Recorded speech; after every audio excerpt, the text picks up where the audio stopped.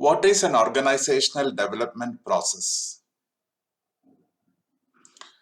So in this session, we'll go through basic and integral parts of OD, which are where we actually see what is a belief. We'll also see what are values, and we'll also see what is an assumption. So first, what is a belief? A belief is a proposition about which how the world works that an individual accepts as true.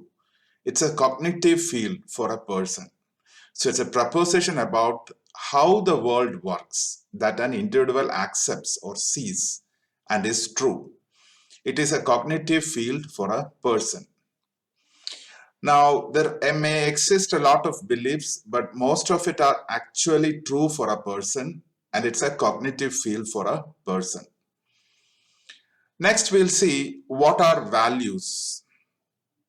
Values are also beliefs and are defined as beliefs about what is desirable or good, which is free speech, against what is undesirable or bad, which is dishonest. So values in a way, they are beliefs and are defined as whatever is desirable or good versus whatever is undesirable or bad. So free speech is good, dishonesty is bad. So that makes up the value system of good value system versus bad value system. Now, what is an assumption? Assumptions are beliefs that are regarded as so valuable and obviously correct that they are taken for granted and rarely examined or questioned. Values and assumptions are formed as a result of research and theory by behavioral scientists. Beliefs are from development of fields. They are cognitive to a person and forms the basis of how a world works for a person. Beliefs, values, and assumptions provide structure and stability for the people as they attempt to understand the world around them. Organizational development values tend to be humanistic. In other words, treats all people with dignity and respect. Optimistic. In other words, the common beliefs that people are generally good, progress is possible, tools are existing to maintain rationality, reason, and goodwill. Democratic, wherein the values are justice, equality, and freedom. Everything exists in organizational development values. Several assumptions held by OD practitioners are based on the fact that the basic building blocks of an organization are its groups, and normally change implies changes for a group.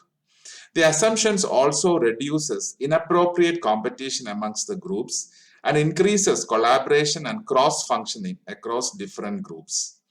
Normally, the decision-making in groups are located wherever information is present, where a certain order of disparity is maintained as far as managing on affairs of an organization or a subunit or group or individually. Healthy organizations produce open communication, and as part of it, anybody, that means people who are affected by change in particular, organizational changes are allowed in participation and ownership of own issues.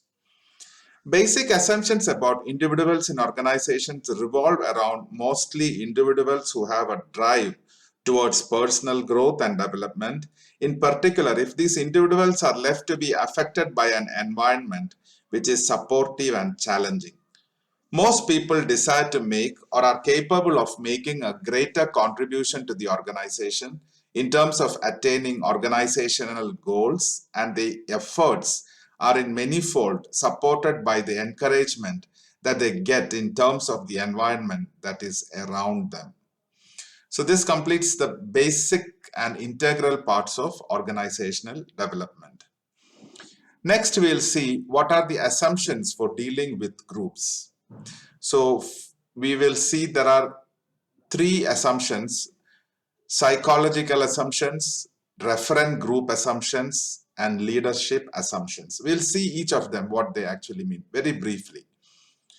So there are three assumptions that lie for dealing within groups. Mostly psychological relevant group is work group at formal and informal levels, influences satisfaction and competence. So that is psychological assumptions, where work group is at formal and informal levels, influences satisfaction and competence. Now the next group is referent group assumptions, where most people wish to be accepted in one small reference group, where in actuality the smaller group manages the affairs of a larger group or a larger world around it. It is again an assumption that most of the people in an organization make significant contributions to a group. And lastly, it's leadership assumptions, where we see assumptions exist in matters while dealing with a leader of the team, where the attitudinal synchrony let the teams and leaders decide whatever best is hoped for. Common assumptions of the team is that they flourish because they are the best way to get work done. Common assumptions of the leaders list: leaders invest in a group, leaders invest in terms of time required for the group's development, leaders invest training time, leaders adopt team leadership style, etc. Formal leaders cannot perform all leadership and maintenance functions for a group. Hence, group leaders should assist the leader who is formal. Analyzing leadership attitudes, it's a common assumption that many attitudinal and motivational problems in an organization require interactive and transitive solutions.